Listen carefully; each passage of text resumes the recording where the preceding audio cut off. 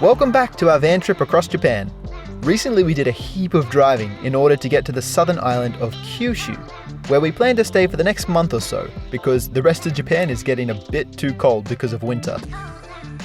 Our first stop in Kyushu is the town of Beppu, which is one of the most famous, if not the most famous onsen town in Japan. It has more than 2,000 onsen, and it looks like the whole town is steaming. Many of the onsens here are high in sulphur, so Beppu has a bit of a rotten egg smell, but you get used to it, so don't worry. Living in a car without a shower, we were very excited to be in a town with so much hot water. You can choose from fancy expensive onsens, cheap and small ones, mud baths, and even sand baths. And we'd also found on the internet that there were even some free wild hot springs in the hills west of Beppu. So we were super excited to try these out and show you guys. If you've been to or are from Japan, you would know that phones and cameras are, for obvious reasons, not allowed in normal onsens. So we thought if we could find these wild hot springs with no one else around, we'd be able to show you guys this amazing part of Japanese culture. With a little bit of research, it's not too hard to find some free wild hot springs around Japan. But be ready, because the biggest difference compared to normal onsens is that they're mixed gender, meaning both men and women get naked together.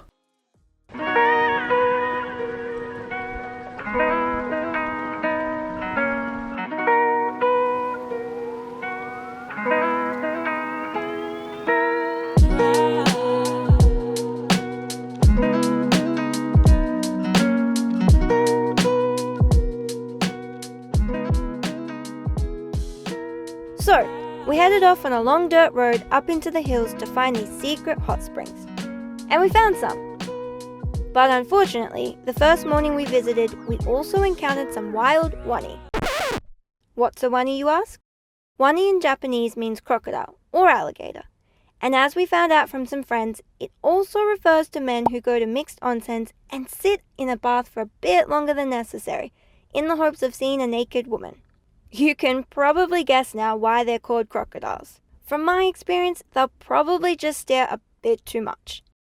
We've been to wild hot springs and haven't always had this experience, but for girls, if this makes you uncomfortable, I would suggest going in a group rather than by yourself, and it is usually okay to wear swimsuits at these wild hot springs.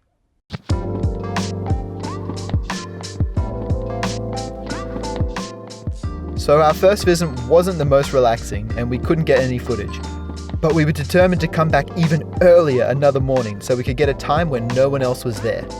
As you would expect, these wild outdoor hot springs get a lot less people than normal onsens. But we found that there was a surprisingly large amount of people coming and going. So if you want any free onsen to yourself, you should try your best to go in off-peak times. So we persevered and got 2 different outdoor onsens all to ourselves. The first one was the most wild. The 2 baths were super sulphurous, and the locals even had some buckets filled with sulphur deposits, so that you could rub it on your skin and make it smooth.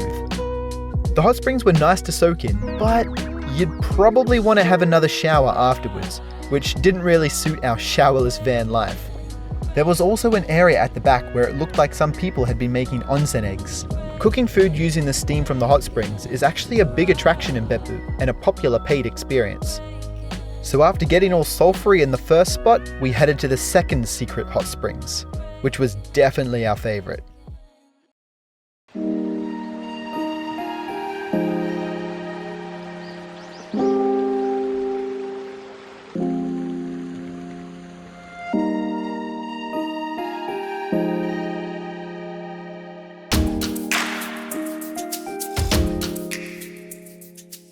The water was clear and the temperature was perfect.